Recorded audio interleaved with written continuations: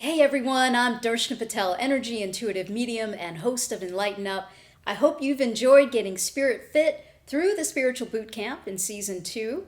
So today I thought what we would do is just some highlights of some of the key concepts across the episodes, focusing on consciousness, conflict, and communication, as well as in the center of it all, emotions. So enjoy, sit back and relax and catch all the highlights.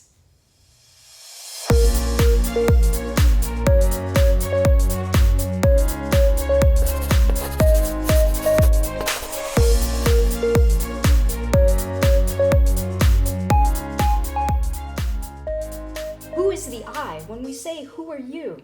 Who am I? Who is the real I? And we often move through life with intentions, but what's the context of your intentions? Right? Context holds the space for content. And many times we forget to step back and say, really, what do I want my life to be about? But first I have to figure out who the I really am. You're more than this conditioned machine. You're this divine being that's constantly channeling your essence. So we want to decouple you from the mind so immediately you have a greater latitude and awareness, a greater consciousness to move about your day-to-day and to create a world with intention versus inviting in the future by default. Literally, you're out of your mind. I mean that. It was the biggest nugget of awakening that I had. This is about, I'd say 15 years ago. It totally changed my life when I realized I was not the voice in the head. Yeah, it's a part of me. But there's this consciousness that's aware of the voice in my head. And when I made that distinction, all of a sudden, I had my mind versus my mind having me. Informational versus transformational learning. So out there in the world, we often start consuming information, right? You read a book, you read an article, you talk to someone, you go to a workshop, you're pulling in that information into your awareness. What happens to that information? It gets mapped into your brain based on associations that are already formed into the brain, right? Based on your beliefs, create a series of neural pathways in the brain. You're taking and consuming that information and mapping that information onto existing structures in the brain. So we call that assimilative or assimilative learning. You're assimilating that information on established learning structures in the brain. So it adds to what you know. So this is what you know, which is very important. If you want to learn a skill, if you want to learn a technique, absolutely, it's important to add to what you know. However, there's limitations with informational learning because you're actually not stretching beyond how you know yourself to be. You're not challenging the beliefs that are already obscuring your view of reality. So your beliefs become a filter through which you experience yourself and the world around you.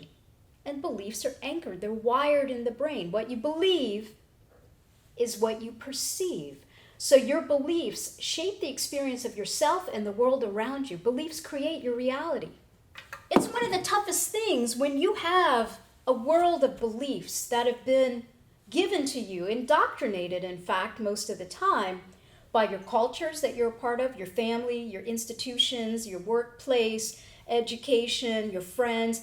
Each one of those groups, even one-on-one relationships, you have a culture, right? Look at the word culture. It has the word cult in it. You're part of many cults, whether or not you realize it. Each one of those cults propagates beliefs through communication. So you're enculturated with all of these different beliefs. And you, the koala, are sitting in a pool of beliefs. So you're looking and experiencing yourself and the world around you through these lenses of these accumulated beliefs. So your view of reality is shaped by the pool of beliefs that you're swimming in, by this wiring in the brain. So how can you then begin to stretch who you are when you're consuming self-help information that's only giving you what you know? How can you expand your consciousness, your awareness, until you recognize you're even subject to those beliefs so that you can step out of them, even momentarily, and say, those beliefs that I inherited from my family about abundance, money, what kind of career I need to have, that doesn't work for me. So now I can create my own beliefs. So now you begin to question not just what you know, but how you know what you know. That is transformative learning, because who you are is not simply that voice in the head, that wired brain, right? That chatty companion. Who you are is the observer of the voice in the head, this divine, energetic being that's aware of your awareness. We're constantly making meaning of everything we see and everything we experience, what other people say to us. The friend that walked by and didn't say hi, and then we go, wow, they must really be upset about the last interaction. So we're guessing what other people are feeling without even engaging. We're creating this drama in our life because we're not stepping back and saying, where am I applying my shadow stuff? Where am I applying my perspective on a situation without really looking at what's happening? And what are beliefs? They're assumptions that we've taken as truth. They're assumptions that we've taken as truth. So here we are analyzing and assessing the world and moving through our day on a set of assumptions. It can be very disempowering. We think it's truth, but they're just assumptions. If you remember in episode 2, we talked about the different learning styles, assimilative versus accommodative. This ties right in because assimilative learning means that we're purely conditioned because we're taking information in and simply mapping it on to our existing neural networks, that existing pattern, that script in the brain, which often is okay. If you want informational learning, dump it on, right? It's what you know. Versus accommodating is how you know what you know. So you're literally rewiring your brain the more conscious and aware you become. Unconscious to conscious. So you see how it's all fitting together is when you become more aware of that voice in the head, that chatty companion that's constantly judging, criticizing, evaluating, narrating, analyzing, assessing, categorizing, labeling. Like that voice stays really busy, right? Applying those beliefs to everyday life. What it does is it helps you know how you know what you know. So now you can change the brain. Neuroplasticity, you're literally rewiring your brain to change the way it thinks. So you're changing the wiring of that machine, and the software is like the voice in the head. That's kind of how I think of it. So you move from being subject to that voice in the head to now connecting with the consciousness that hears the voice in the head, the divine self. So it brings us back to the present moment because we're getting in touch with how we think and we're questioning how we know what we know. So we begin to get curious and begin to look at versus looking through our beliefs. Okay, so you following so far the power of hearing that voice in the head and separating from that voice in the head to understand exactly how we're wired moment to moment. That takes being present. Okay, so you have to really practice that muscle of being in the present moment. So you're not transported to the past and pulling the past baggage into the present or worried about the future and applying all that meaning making and fear from the future into the present moment. So being present is really critical when you're beginning to look at versus looking through how you're conditioned. When you start to build that muscle of looking at versus looking through, you're going from a conditioned or scripted way of living to a more conscious, unscripted way of living. You see where I came up with the name, the unscripted way? Because we're unshackling you from the limiting beliefs and wiring of the brain so that you can literally reshape how you think, how you move about your day, and the level of joy, clarity, compassion, and empowerment that you feel in every moment of life. So we tend to try to dismiss our emotions or control our emotions. How about we navigate with our emotions, using them as information, using them to help be our GPS system to recognize when we're suffering, what needs aren't being met, what's the bigger context that we're moving through in life. And emotions are a vibration. So all emotions are vibrations. It's a current within us. It's like a GPS system to reconnect us with ourselves and what matters. So what happens when the mind begins to see time as this construct of past, present, and future? What begins to happen is that when we're unfulfilled in the present moment, we need to look at, are we moving, does that voice in the head take us to the past or to the future? Let's say it takes us to the past. There may be some form of attachment that we have to something that happened that we're incomplete about. So there may be a non-forgiveness for something someone did, something someone said. It might have been, something minuscule and not that important, but we're still dragging it around. Or it could be some trauma that we experienced, at some point in our life. There could be this attachment that we have that we haven't let it go. So we're continuing to suffer in the present. It shouldn't be happening. And when we're in the past, it says, I wish that would or wouldn't have happened.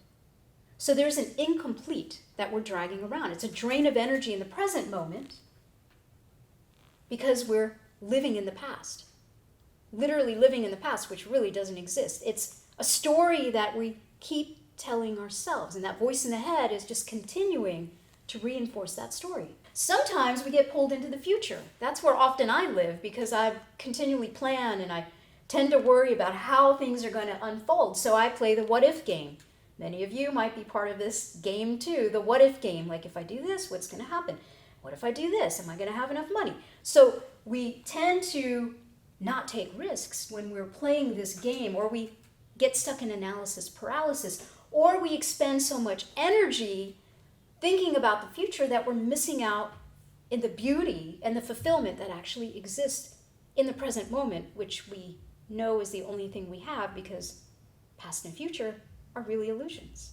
And that doesn't mean that we don't reflect on the past or plan for the future. Notice those are much more empowering, reflecting on the past and planning for the future. That's when you use the mind versus the mind using you. Okay, you're using the mind and its collective information to go, what did I learn from that experience in the past? Let me question it. Let me understand the meaning making that I had applied and the judgments. Let me tease out what happened and the outcome. Let me pull apart my beliefs that I had in play there. So you begin to really understand your wiring in a very different way. And then you can plan your future by engaging the mind to say, okay, here's my vision. How am I going to get from where I am, point A, to point B? Very different way of moving, right? So it's an empowering way versus disempowering, where you're just giving your energy away to the past or to the future. So again, you're moving it from being subject to all these things to holding it out as object and saying, wow, I'm really worried about next year because I really don't know what direction I want to go in. I need clarity. Do you see the difference where you connect with how you're feeling in the present moment, recognizing that's a future-based emotion, and then understanding the need behind it? I need clarity to help me feel less uneasy about 2018. Change and conflict tend to go hand in hand, right? As you review your life, just notice where there's change, there's typically some form of conflict. And where there's conflict, it's usually demonstrating that there's a change that is occurring or that needs to occur. Often when we think of conflict, we immediately get a posture of defensiveness or assertiveness. Because in our current paradigm, we're often looking at conflict through the lens of the ego, right? It's me versus you and us versus them. So it's reinforcing this illusion of duality, the separation of one versus another. And we're often looking at the external factors versus turning inward and saying, what within me feels like there's conflict here to begin with? What is being triggered in me that I need to look at and maybe open up my lens, my consciousness aperture to expand my beliefs? Does someone have more information than I do, or a different perspective or worldview that perhaps I can incorporate into my own versus being defensive and taking that defensive posture? Maybe conflict is more of a creative force versus a disruptive or a destructive force. Maybe it's a creative force that is bringing together disparate ideas, disparate resources for the first time, bringing them together for the first time in a new way. And that energy is ready to harmonize. You see the difference? Instead of opposing, what if it was a harmonizing energy? So that's what I mean by using conflict as a creative force, to recognize we're hitting the limitations of how we know ourselves and the world around us. And in conflict, we have the ability to look at ourselves and the world around us through a new lens. So let's look at this model kind of step by step. At this top layer, it's what's present right now, what's concrete, what's measurable. We talk about the resources. So there can be competition over material or territorial interests. There's a focus on finite goods or services, some kind of a resource that is often perceived to be scarce. So this is where we have the interest-based discussions. Custody of the children, the salary raise we want, the closet space we're seeking. It's at that top layer. But then we get into this objective layer in the how we get things done. The strategies, the ways that we've learned to sell the car or to negotiate space in the drawers in the closets.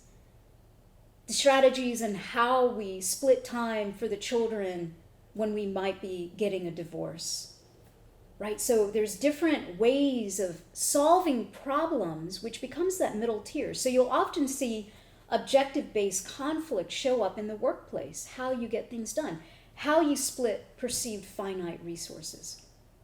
So there's a focus on tomorrow when you get into that middle layer. It goes from present to tomorrow in creating sustainable solutions. So then dropping down into the lowest layer of conflict is this identity-based, which is the most complex, because we're beginning to look at what motivates people, what needs do they have that are being satisfied or not satisfied, what fears and hopes. So complaints and disappointments, to me, are an access point to really unearth what matters to someone. Where there's a complaint, when someone's complaining about something at home, at work, it means that there's a conviction, that they have energy about something that matters to them. We only complain when we care. Okay, so let that settle in. We only complain when we care. We stop complaining when we think there's no option for resolution, when we think the other person doesn't care. So complaint is actually an open door to a deeper relationship. We complain about X because we care about the value and importance of Y. It's like an equation, okay?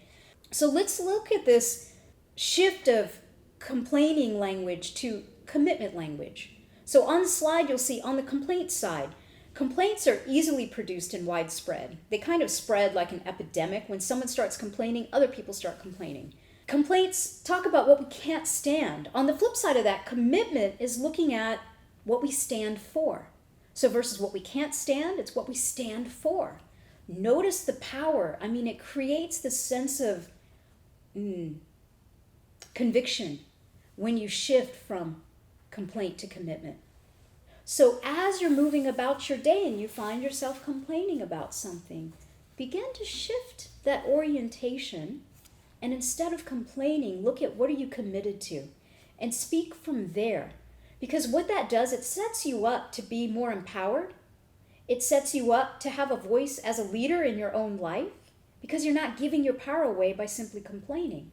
You're opening the door for collaboration, for creative problem solving, for the co-creative capacity that arises in community, whether it's in the workplace, with your significant other, with your family members. You see, there's a tonal shift.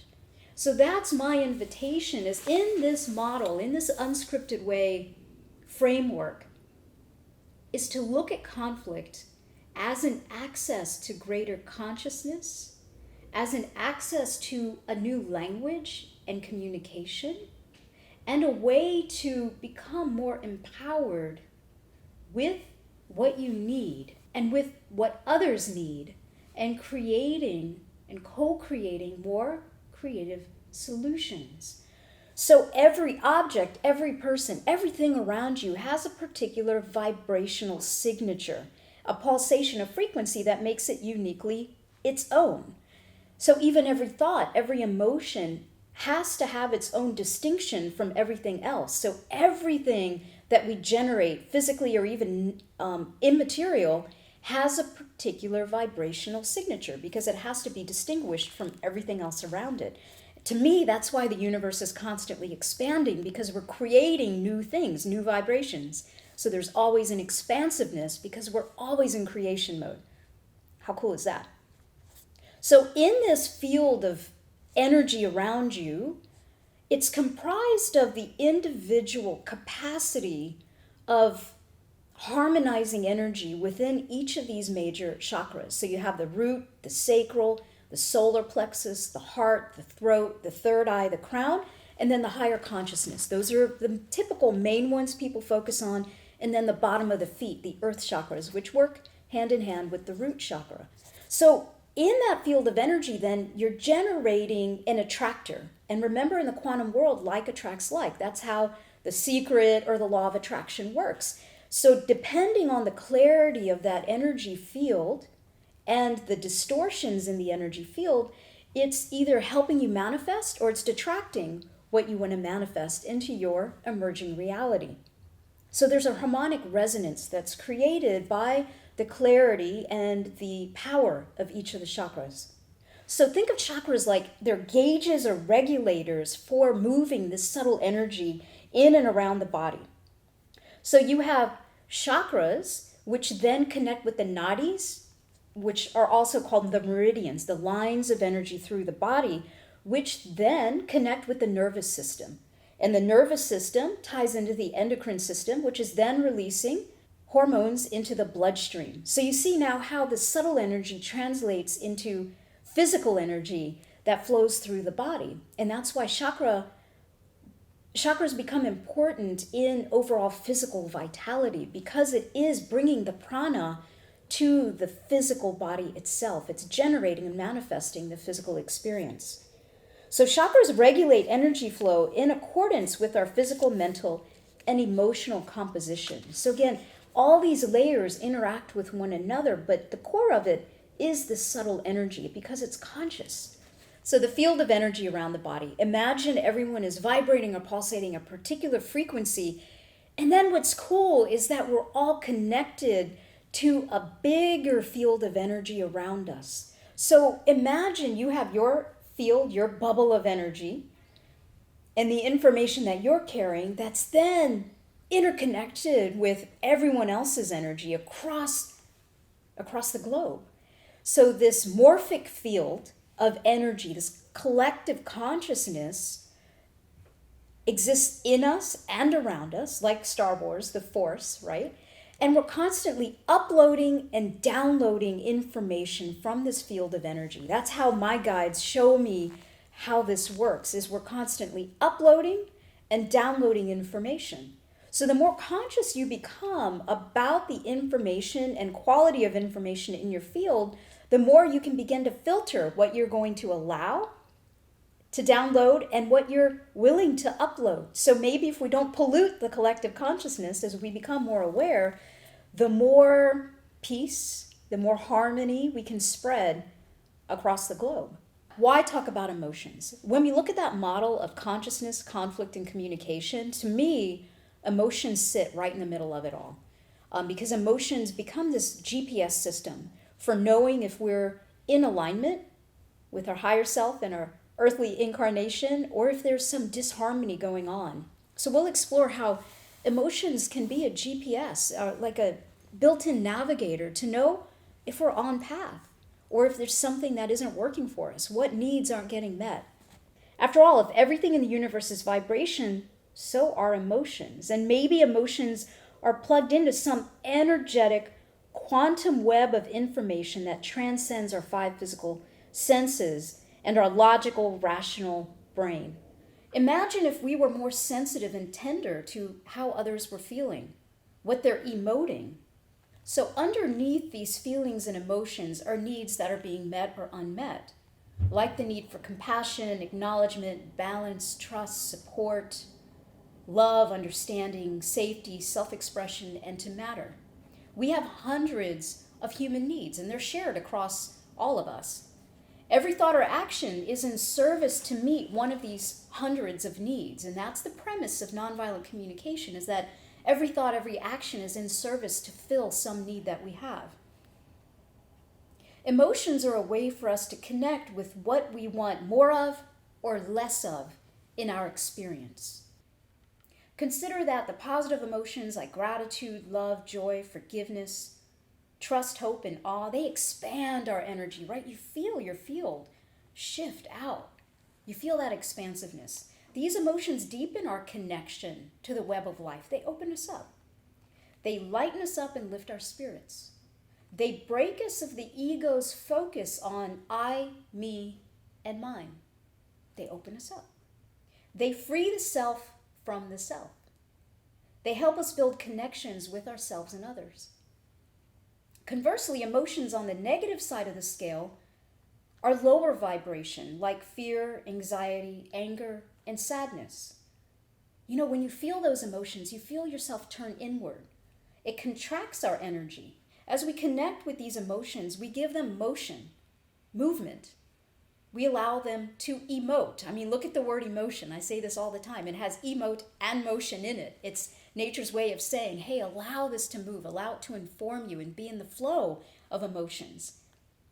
So when we allow emotions to flow, we cause vibrational shifts in and around our bodies that ripple out into the universal web of interconnected energy. How cool is that, right? So from a spiritual or energetic perspective, to me, spiritual and energy are one and the same. When we look at emotions from an energetic perspective, it begins to expand our experience of ourselves because we're using that built-in GPS system to say, am I connected and am I being authentic with myself and those around me? Am I speaking from a place of core authenticity about what matters to me, which are needs? Right? So it begins to shift our orientation because we're so tapped into how we're feeling vibrationally, using emotions as simply information. So empathy is holding space in a non-judgmental way and noticing when we do apply meaning and judgment. It's not providing opinions, it's not giving your take on things, it's simply allowing the other person to be heard and to really feel like what they're saying is recreated. Different than mirroring, it's a heartfelt resonance because again, we're talking about the heartfelt resonance that's the interconnected web of conscious energy. So nonviolent communication isn't just a technique, it's much more. It's a consciousness of compassionate communication where we're neutralizing the charge of energy that exists within individuals, within relationships, groups of people, communities, organizations, so on and so forth. So empathy in holding space of non-judgment harmonizes the polarity. And as we do that, it discharges the energy and it restores that flow of divine and conditioned or egoic and higher consciousness. So we're in total flow as individuals and as groups. So as I began to look at this model, which was just given to me in my automatic writing a few days back, it blew my mind because now I have a point of reference to understand the importance of empathy as a process to achieve compassion, which is simply neutralizing polarity. And it's not a state of doing something, it's a space of being, because we're human beings. We're meant to connect with this energy and learn to work with it and neutralize it when we're ready to peel back the layers of conditioning, and that's what conflict does. It unearths our conditioning so that we can become more conscious, and we do that through communication. Thanks again, everyone, for tuning in to Spiritual Boot Camp. I hope you found this boot camp beneficial in your own expansion through consciousness, conflict, and communication. I wanted to mention, if you wanted some one-on-one support, I do have a practice, unscriptedway.com. Look me up, see how I can support you in your expansion, energetically, emotionally, physically, and psychologically. If you have any questions or comments, feel free to leave the feedback below and we'll continue the conversation. So with that, my friends, look forward to connecting in the future. Let's raise the vibe.